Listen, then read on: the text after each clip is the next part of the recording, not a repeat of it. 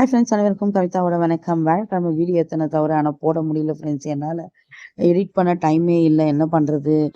என்னன்னு பார்த்தீங்கன்னா, இடியாப்பம் நாங்களாக செஞ்சோன்னு நினைக்காதீங்க, சத்தியமாக இல்லை. கடையில் அண்ணா வந்து ஒரு ஃபங்க்ஷனுக்கு போயிருந்தாரு. அங்கே போனால் அந்த ரோட்டில் ஃபுல்லாக இடியாப்பம் விற்கிற கடைங்களாம். அதனால் அங்கேருந்து வாங்கிட்டு வந்துட்டார். மறுநாள் காத்தால நாஷ்டாக்கு ஆகுமான்னு கேட்டார். வாங்கிட்டு வாயா, ஃப்ரிட்ஜில் வச்சுட்டு காலைல சூடு பண்ணால் நல்லாயிருக்கும்னு சொன்னேன். அதனால் கொஞ்சம் வச்சு சூடு பண்ணிவிட்டு அப்படியே ஒரு இட்லி ஊற்றிட்டேன். எங்கள் வீட்டில் வந்து தேங்காய் பால்லாம் ஊற்றிட்டு ஸ்வீட்டாக சாப்பிட மாட்டாங்க. சூப்பர் காம்பினேஷன்னா வடைக்கறி. எப்படி வடைக்கறி சூப்பராக வியாழக்கிழமை சமையல் ஃப்ரெண்ட்ஸ். இது வடைக்கறி பண்ணிட்டேன். இடியாப்பம் இட்லிக்கு வடைக்கறி பண்ணேன். அப்புறம் என்ன பண்ணேன், டெய்லி சொல்கிற மாதிரி தான் வேலைக்கு போகிறவங்க மத்தியானம் லஞ்சுக்கு என்ன ஒயிட் ரைஸ், பச்சரிசி ஒயிட் ரைஸ் தான் வடித்தேன். அப்புறம் என்ன குழம்பு வச்சேன்னு பார்த்தீங்கன்னா, அக்கா கூட மாட ஹெல்ப் பண்ணா. இன்னைக்கு அம்மா தூங்கிட்டு இருந்தாங்க, டிஸ்டர்ப் பண்ண வேணான்னு விட்டுட்டு வந்தோம். அம்மாவும் நானும் புதன்கிழமை ஒரு ஃபங்க்ஷன் போயிட்டு வந்தேன்னு சொன்னேன் இல்லைங்களா. அதனால் அம்மாவும் சரி டிஸ்டர்ப் பண்ண வேணான்னு தூங்கியிருந்தாங்க.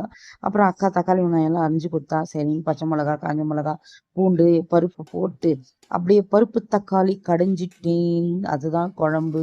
வியாழக்கிழமை வச்சேன் நான். வச்சுட்டு பாருங்க, அப்படியே ஸ்டவ்வில் கொச்சிட்டே இருக்கா. இதுதான் சமையல், வியாழக்கிழமை சமையல் இதுதான் ஃப்ரெண்ட்ஸ். அப்படியே வெள்ளிக்கிழமை சமையல் கண்டினியூ ஆகும், யாரும் பேஜார் பண்ணிக்காதீங்க. 2 நாள் வீடியோ சேர்த்து போட்டுடலான்னு சொல்லிட்டு இன்னைக்கு போட்டேன்.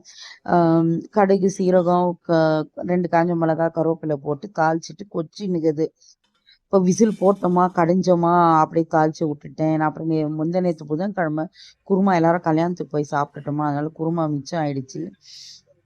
அதனால் அந்த குருமாவும் சூடு பண்ணி வைக்கலான்னு அதுவும் ஒரு பக்கம் கொச்சி நின்றுச்சு. டைம் இருக்கேன்னு காலையில் சீக்கிரமாக வீடியோ எடுத்தேன். ஆனால் எடிட் பண்ணி போட தான் முடியல.